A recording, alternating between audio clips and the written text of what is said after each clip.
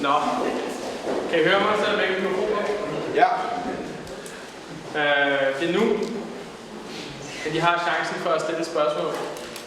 Og gerne noget, vi ikke selv fangede. Hvis I har nogen. Ellers så kan vi godt drikke det igen. Jeg tænkte på det, ind i Kulturhuset, der stod der hvid marmor. Hvad er teksten nede? Der står der egentlig der. Ja, nu er jeg egentlig ikke en god stemning, men altså, der står... det er en del... Der er lavet 4 marmorskulpturer. Og jeg er gået til stenhugning i Køge. Jeg har selv hugget dem ud, for jeg vil gerne lære det der gamle erhverv. Og det projektet går ud på, det er at lave 4 gravsten over menneskeheden. Og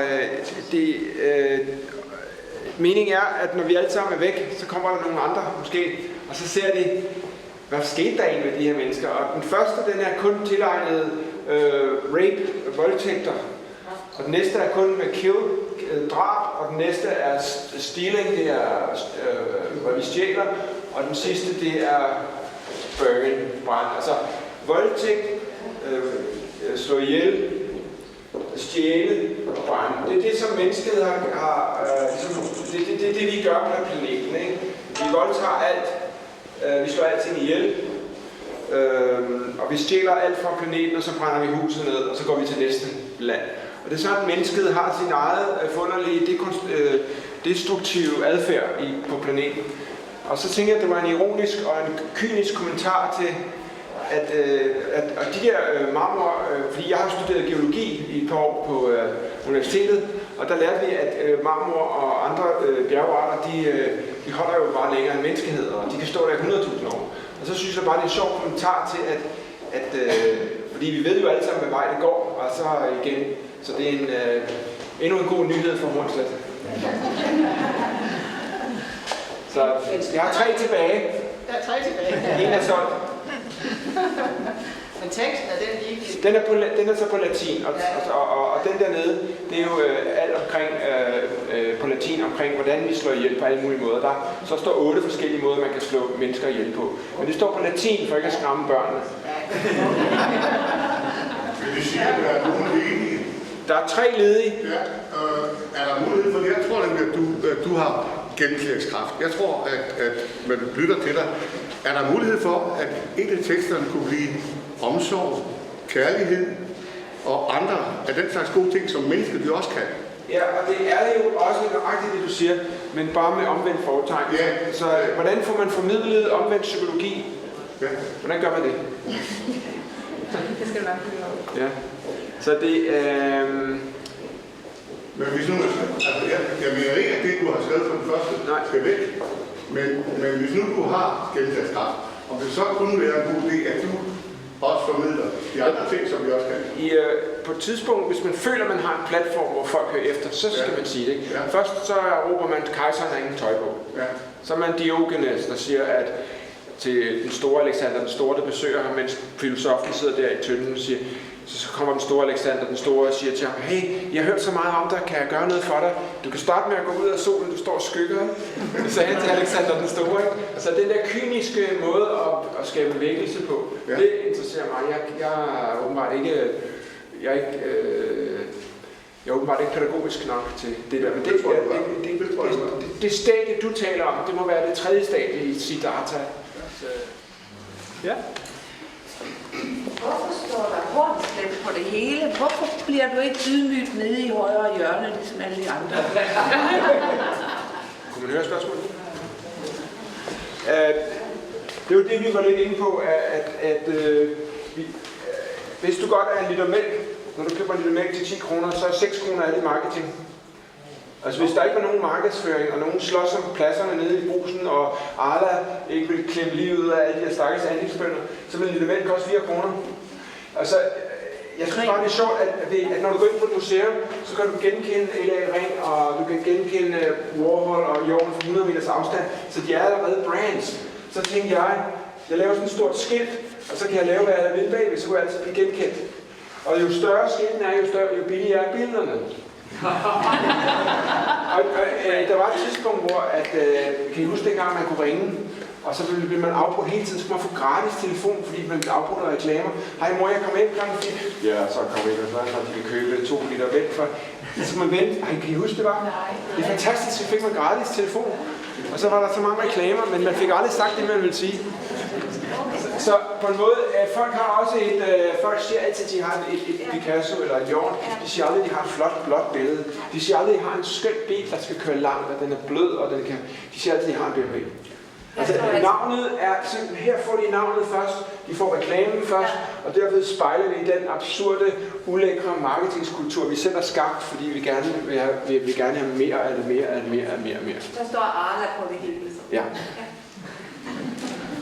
Og Goldman Sachs.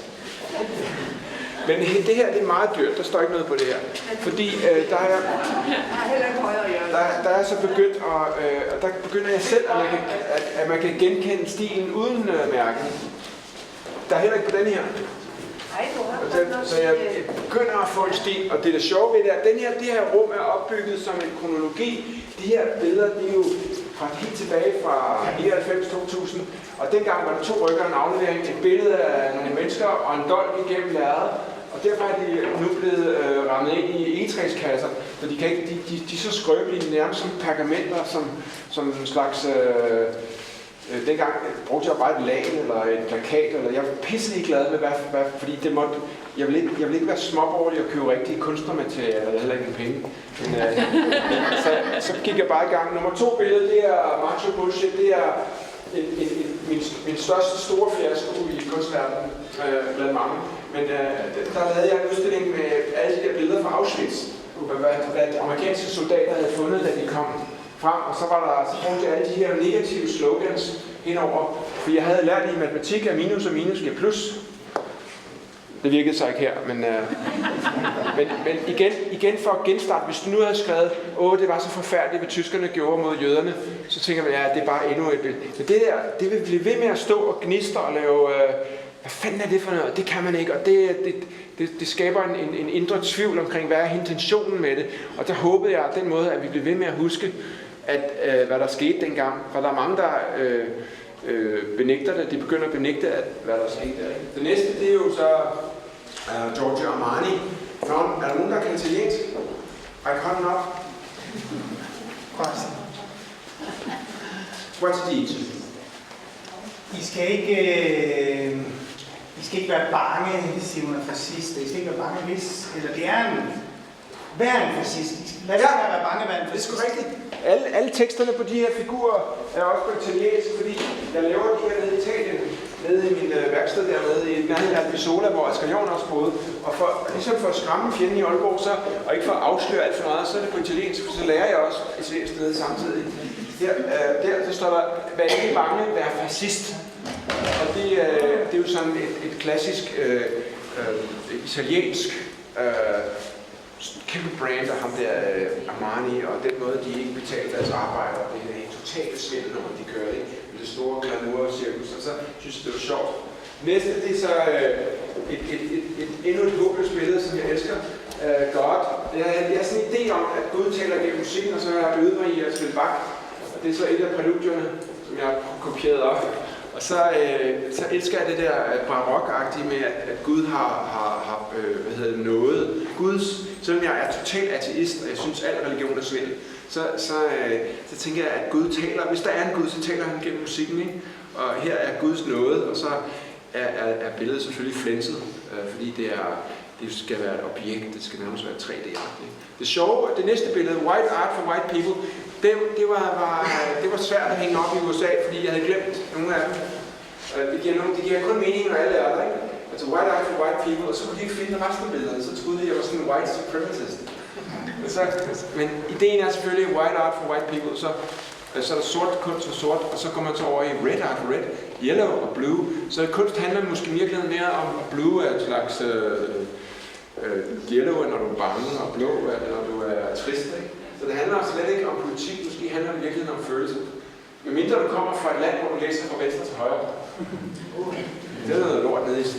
Vi skal ikke have dem med til Dubai. Og nede under her, der har jeg også to gamle svende, en med mig selv på, som Gud for kunsten. Det var meget slank dengang. Og ved siden af havde jeg min store idol, Pia Kirkeby, Bang Your Dead. Så jeg synes, at dengang var det meget på måde at lave fatwaer og dødstrusler til andre kunstnere, Salman Rushdie og sådan. Så jeg boede ved siden af ham, og han ville ikke rigtig snakke med mig. Jeg hed på Øvergårds Allé i Hellerup. Og jeg tænkte, nu giver jeg den fuld gas, indtil jeg fandt ud af, at jeg gik på hold på arkitektskolen med hans datter. Det er skide sure. Men det jeg har overlevet, og det er jo heldigvis ikke blevet solgt. Så det beholder jeg selv nu. Det er jo en historie om, at nu er det nok med det. Nu må vi have nogle nye folk på, ikke? Nu har Kirkeby siddet på det længe nok. Den lille herovre er den NH Dini. Det er et lille papirværk, som også det er også kommet med på den her udstilling, fordi det er også det er en sjov historie, synes jeg, fordi det er udstillet på et andet museum nede i Indonesien. Og der var jeg inviteret sammen med nogle såkaldte progressive kunstnere til at udstille dernede, og så lavede jeg, hvad skulle jeg lave? Så lavede jeg en serie af 10 YouTube-stjerner, og dernede, de har 200 millioner mennesker, ikke? Og sådan en sangerinde der, hun har sådan 50 til 100 millioner følgere. Det er sådan helt vanvittigt så kendt. Vi kan ikke forestille os, hvor stort det er. Nå, jeg valgte de der YouTube-sangerinder ud, og så fandt jeg 10 kvindelige navne på kvindelige forfattere, der var blevet mishandlet af diktaturet. Så hængte der op, og så sagde folk, ej, hvor er det flotte. Jamen, det skulle da ikke hende. Hvad er det? Så ændrede stemningen sig i lokalet ret hurtigt. Fordi det er jo et hårdt diktatur, et hårdt muslimsk diktatur, ikke? Den her op, det er Skal jeg blive ved? Ja, det er helt korrekt. Er der mor, der går kamp i? Ja. Mor, der går. Hvor er Mikkel? Ja, her. Er du med? Jeg er med, jeg Jeg bare gribe ind. De tør ikke spørge om noget. Hvad? Det er sådan, jeg skal spørge. Ja, fordi de tør ikke. Nej, okay. Det er godt for filmen, ikke? Ja, klar. Nå, men det her, det handler mere om, at jeg har nogle få venner eller bekendte i kunstbranchen, som jeg så meget op til dengang i 90'erne. Og det var blandt andet en dame, der hedder Bradshaw, og hendes mand hedder Anastasi. Og Anastasi spillede skak i New York. De boede i New York, og de bor stadig i New York. De gamle, ikke? Meget dygtige konceptkunstnere fra 60'erne, 70'erne, 80'erne. Og Anastasi spillede skak med John Cage hver dag. Og de var gode venner, og John Cage var bedste ven med Marcel Duchamp. Og så havde jeg den der idé om, at I kender godt, når pianister siger, ja, han er elev af Jørgensen, og Jørgensen er elev af Weiss, og han var elev af Beethoven. På en eller anden måde, så bliver det nedarvet, ikke? Og Duchamp, som er ligesom guden af moderne kunst, samtidskunst, så på en måde er jeg en elev direkte, fordi de kendte hinanden. Derved bliver der også guddommen. Og så for at kontrastere den der ironi, så er der en popstjerne, der peger op på dem, ikke? Hvad er man? Er man en poppet idiot med anarkistiske tanker? Drømmer man om det evige parnas, eller hvad er det for noget pisse? Har du så høje tanker dig selv? Mega. Indtil jeg går ned i banken. Den der kender I? Ja, det er mor, der går med det. Ja. Ja, det er det. Her har vi så også Surveillance. Den her, det er også en klassiker, vi har med her. Mange af de billeder har vi jo lånt af andre, fordi selvom jeg gerne vil, så har jeg prøvet at lave dem igen. Det er svært at få den samme stemning frem. Her handler det selvfølgelig om kunstbranchen. Kunstnere snakker aldrig om kunst. De snakker kun om penge, når vi mødes. Altså, når jeg er sammen med mine advokatvenner, mine litteraturvenner og mine skolelærervenner, så snakker vi kun om kunst. Men når vi mødes med kunstnere, så snakker de kun om penge. Og de snakker om, hvis kunder er de rigeste. Så tænker jeg, at jeg lave sådan en statement, og efter de der billeder kommer ud, så bliver det endnu værre, så vi slet ikke snakker med mig. Men det handler bare om prestige og karriere. Har du haft nogle ophavsretlige problemer med noget der? Ja, masser. Ja. Men i USA er der jo det, der hedder fair use. Der kan du bruge 3-4 eksemplarer af noget. Problemet kommer, hvis du laver 50.000 plastikposer. Så får du det.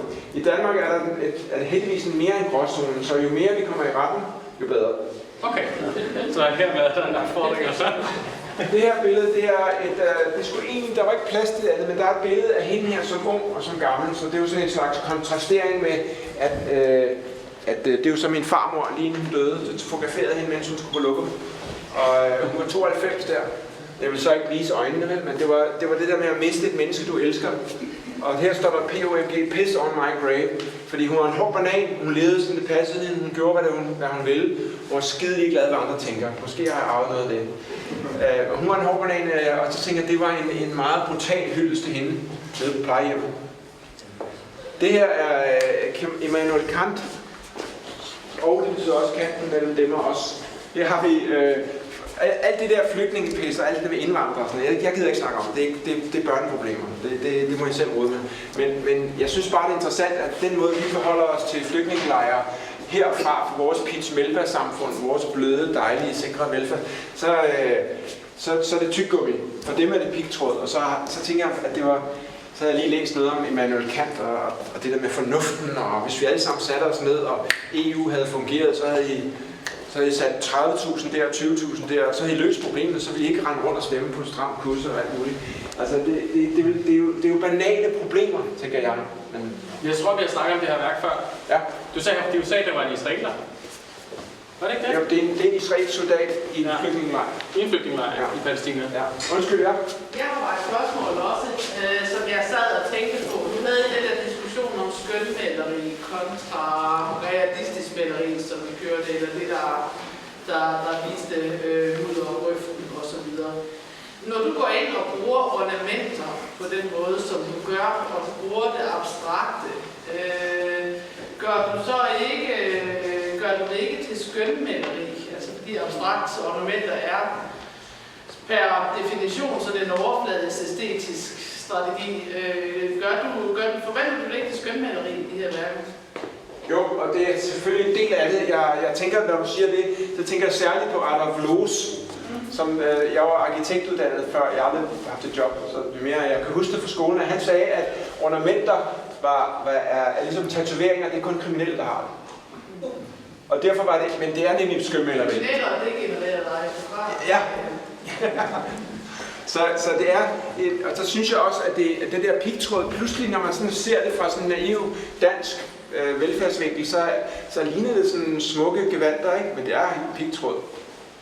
Men bliver det ikke overfladisk? Jo, men den overfladiskhed håber jeg er så kynisk, at det vækker din indre venstreorienterede ildsjæl. Så man skal have dig lidt? Ja. Godt. Det er min ven. Ej, han er jo et enormt interessant fænomen, ikke fordi hvem han er, men hvorfor han er blevet valgt. Det har jeg undret mig meget over. Hvad er det, der får folk til det, og hvad er det for en dereguleret, løsluppen, fuldstændig vanvid ved kapitalisme, som vi alle har brug for kapitalisme. Alle har brug for at tjene penge, men hvis du ikke kan styre det, så får du sådan noget som ham. Ikke?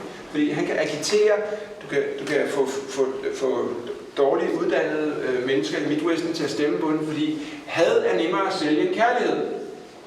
Hvor er den der? Ja. Der. Er det ikke rigtigt? Had er nemmere at sælge end kærlighed. Hvorfor er det nemmere at sælge had? Man siger, blod og tarme, det sælger godt.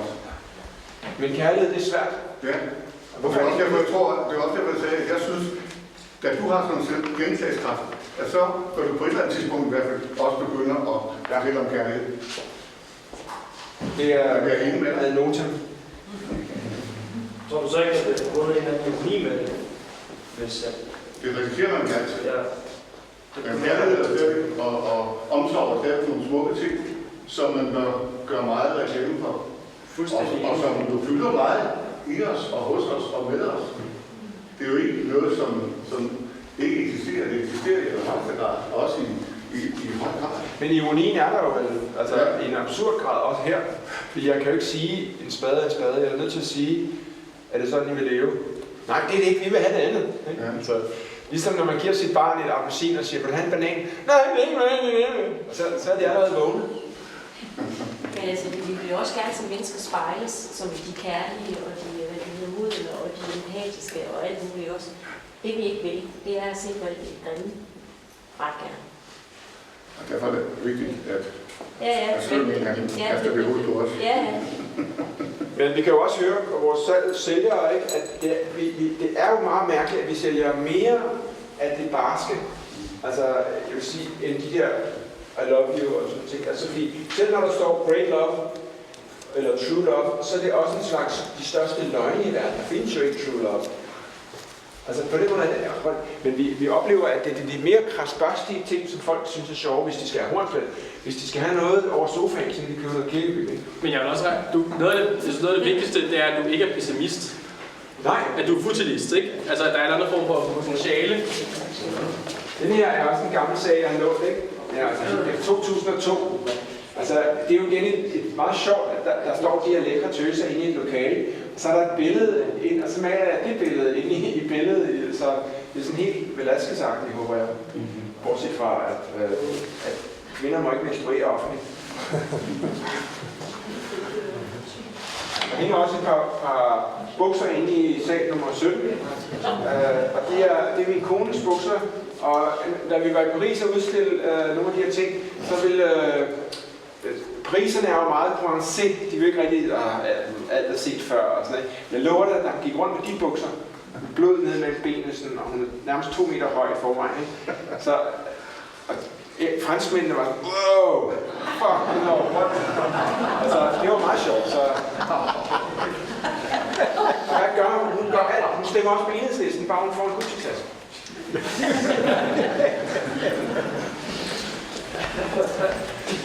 Skal vi fortsætte? Hvad er klokken? Det her er også et forskruet forsøg på at vise den der fascinerende verden, at vi har fået alle mulighederne, vi har alle teknologien, vi har alle hjernekraften, vi har flere penge end Gud, og vi har skabt Hellas, det er Grækenland, det er lyset, det er demokratiet, og så ender vi sådan der, ikke?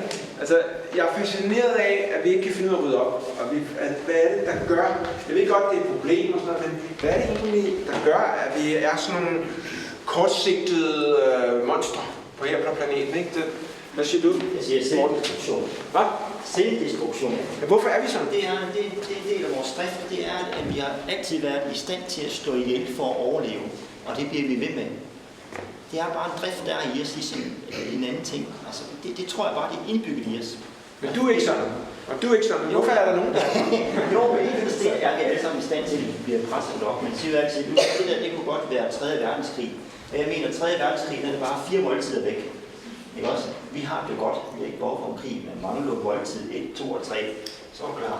Nå, men nu tænker jeg mere på de andre ting. Altså for eksempel, nu ser man, at der er så meget skrald i verdenshavene, at fisken ikke kan ånde og sådan noget. Hvorfor gør vi det egentlig? Hvorfor er der ikke nogen, hvorfor kan vi ikke finde ud af, er det fordi, det er et for stort et problem for os? Eller er der ikke nogen sammenhængskraft i verden? Nej, det er der ikke.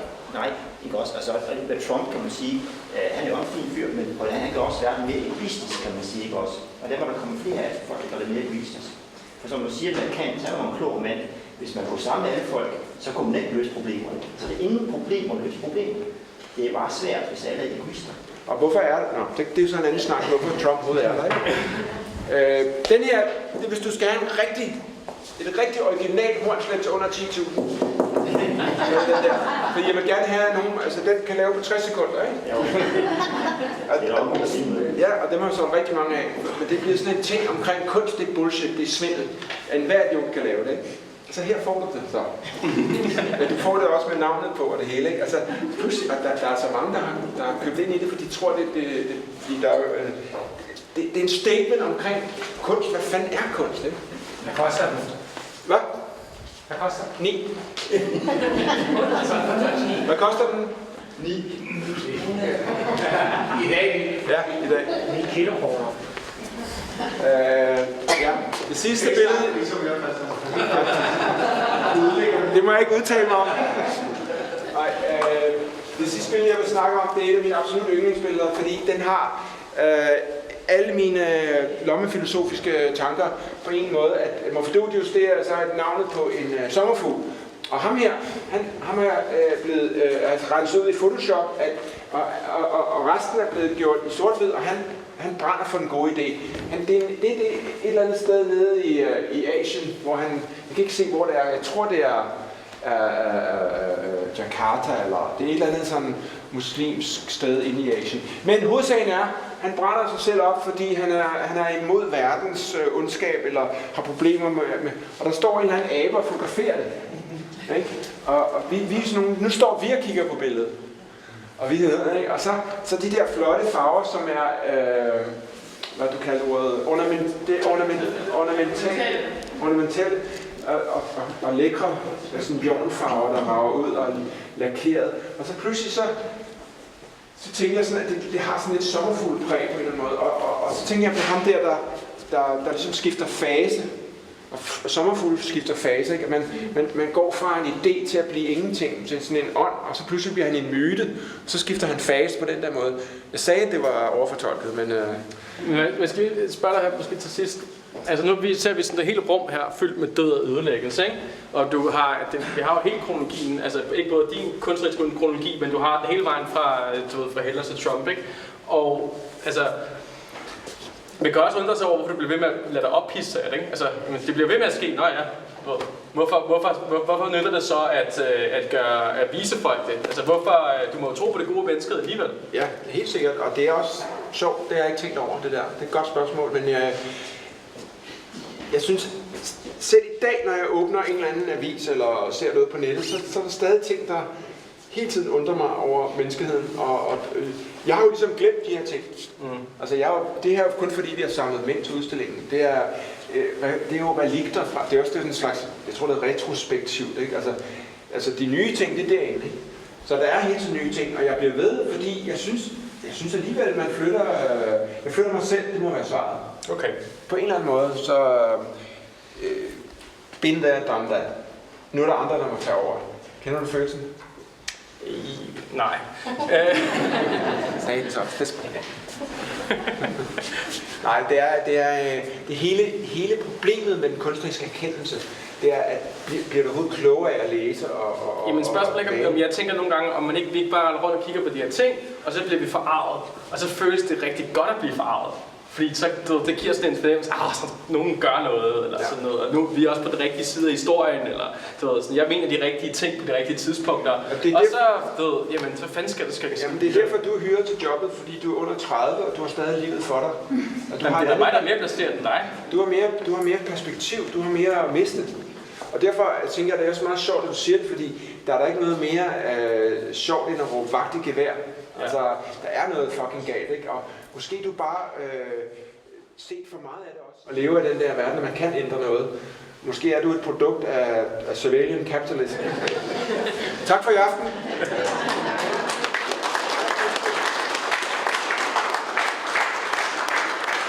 Jeg har et spørgsmål mere. Jamen, det er sådan et partykiller-spørgsmål, men sådan helt teknisk, hvordan bygger du dine billeder op? Sidder du selv og finder billeder, du gerne vil bruge og male videre på, eller har du assistenter, der finder billeder, så siger du, det der er fedt, det vil jeg egentlig gerne bruge. Kan du ikke få støjet op og sætte det på lærredet? Alle muligheder. Der er også folk, der sender mig ting. Og siger, gider du ikke lige hornslette det her? Gider du hornslette min hund? Eller gider du hornslette det? Nu er det ikke at blive malet, nu bliver man hornslettet. Og hvis der er nogen, der vil hornslettet, så henvender man sig derovre. Og det...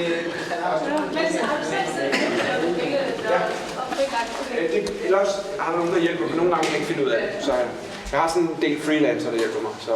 Men jeg afslører ikke teknikker her i aften. Ja, de er alle sammen i den tredje verden, ikke? Ja. Jeg vil lige på Museets vegne sige tak til jer begge to. Det har været interessant, og det var en fin dialog dernede. Meget professionelt og interessant. Men tusind tak, fordi I kom, og tak for jer.